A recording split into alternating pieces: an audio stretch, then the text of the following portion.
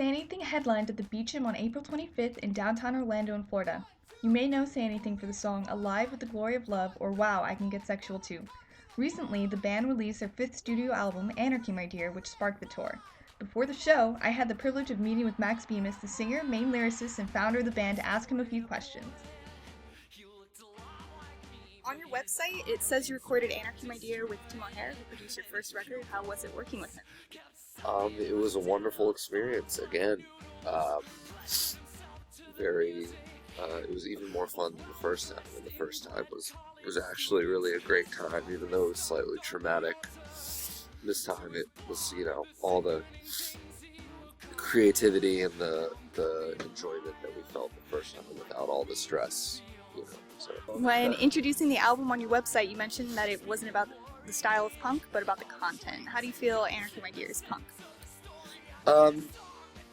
If to me punk is about, about making a statement against controlled authority, in a sort of fascist sense, you know what I mean? I think some authority can be natural and good, but like the type that I sort of am raging against, so to speak, on this record, is unfair and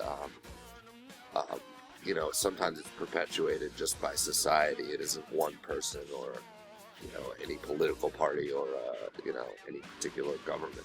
Just kind of like a invisible it's like the Matrix to some degree that we're all sort of stuck in.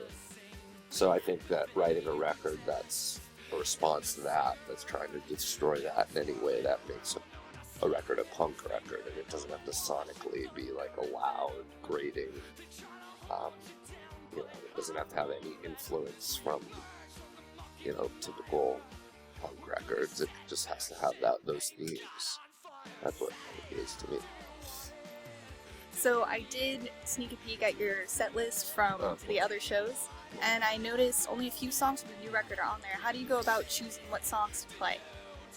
I think we haven't been on tour in a couple of years, so it's kind of like easing people into those new songs, and I've found that is the best way to go about it. Like the people, the response we've got to the new songs live on the tour has been great, but I think had we thrown in a few more of them, it's like people have their favorite songs they want to hear off our first few records, and to deny them that is kind of, it's selfish, just because we want to play all the new songs doesn't mean everyone wants to hear like 7 new songs,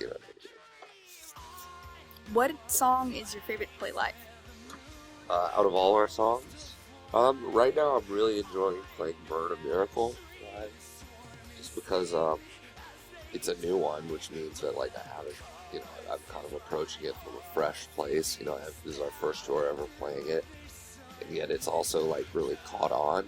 Like it's resonating with our fans a lot, so they know all the words to it. It's also a pretty energetic song, so a combination of all those factors kind of makes it my favorite to play right now. So this is kind of off topic, but what do you think about the new dubstep trend? I'm not privy to it in any way. I've sort of, when it was first coming out, or when it's been around for a while, but it was first gaining popularity amongst like the underground, I guess. I kind of checked into it to see what it was about, and it didn't really do much for me. so I'm not really privy to the latest developments, and since it's like blown up and become this whole cultural phenomenon. But all power to anyone who's doing something that people love. If people are enjoying it, then that's good. I'm just sort of, it's not something I necessarily connect to. So considering that, I suppose you wouldn't welcome someone doing a dubstep remix of one of your songs? Oh, I definitely would. Yeah, I mean, I think people should do whatever they want to do, and I welcome any.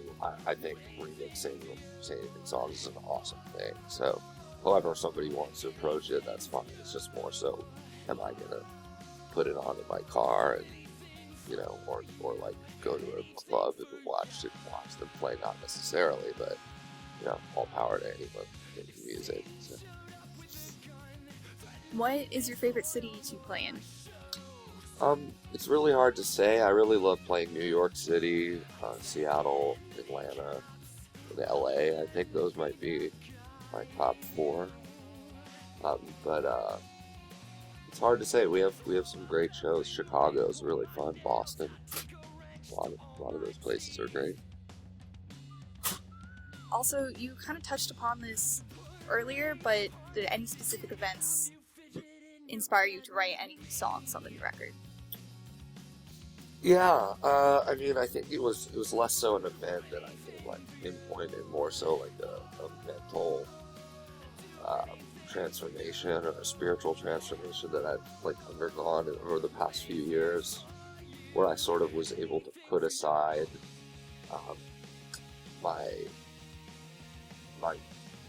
I was able to no longer feel drawn towards things that had no substance. Stuff that was kind of fed to me over the past few years to some degree by myself and by others. I know that's vague, but basically like was able to sort of like disconnect from bullshit to some degree. Because in a band, like there's a lot of that being thrown at you, and it sometimes distorts how you perceive your job and art in the world. And I think that, you know, I went through an experience when we left our label and just sort of like coming into our own as a band, where I was like, I no longer want to deal with things that have no substance and no like heart. You know, I want to like reconnect to the things that made me want to do music in the first place. And that's kind of what happened, and that resulted in me writing this record. So, as compared to the proud Jewish themes of Died a Jew from In Defense and the comparisons of you to Larry David on your website, your most recent release has you condemning your race to genocide for the love of a woman. How do you reconcile these songs? I mean, I don't. It's sort of a generalized statement that has nothing to do with my, you know, feelings about being Jewish or not Jewish or anything. You know, it's like, I think it's more of a statement that I would, again, do anything for her. You know what I mean? So it's like there's no real bias against my race. It's more just like, I don't care. I would let them all die for my wife. Yeah. How are you and your wife doing? Wonderful. Always pretty great. So, yeah. Is she going to be singing the church channel with you today? Not the church channel. She sings on the song So Good on the record, so she's going to be doing that one with us tonight. A lot of bands have started releasing their albums on cassette format. Is that something you would consider? Sure, I think that's pretty cool. I would experiment with that for sure. Yeah. Also, Record Store Day happened last Saturday. Did you guys release anything? I'm pretty sure we didn't. I think, you know, having just released the record, we were just sort of wanting to keep pushing that out. Would you consider doing a specialized record for Record Store Day someday in the future? For sure, definitely. 100%, yeah. Would you ever consider performing at an indie record store if someone asked? Yeah, definitely. Of course, yeah. We do that already, but I mean, definitely on Record Store Day for sure. I don't know if you remember that concert in Orlando with Motion City, but the crowd got a little rowdy and you actually didn't do an encore. Was that because of the crowd, or is it because Motion City was the last band playing? I think if anything, it was for that reason. You know, just to make sure there was time. I don't think I've ever been turned off by a crowd to the point where we didn't want to do an encore. But you never know what'll happen. What? They start throwing vegetables at us or something, maybe. Well, hopefully that doesn't happen. Yeah, I hope so. So I know that you've toured with Tall Heart, who used to be Marksman, quite a bit. Do you guys hang out, get along? Yeah, well, I actually am very good friends with those guys, and I'm putting out their I'm like I'm putting out their record actually with Equal Vision, like through my label that's a part of Equal Vision. So they're also dear friends of ours. Yeah. So were you guys friends first? Sort of, yeah. I mean, like the drummer is dating my wife's sister, so we knew them But like technically, I guess we didn't really get close until after I signed up.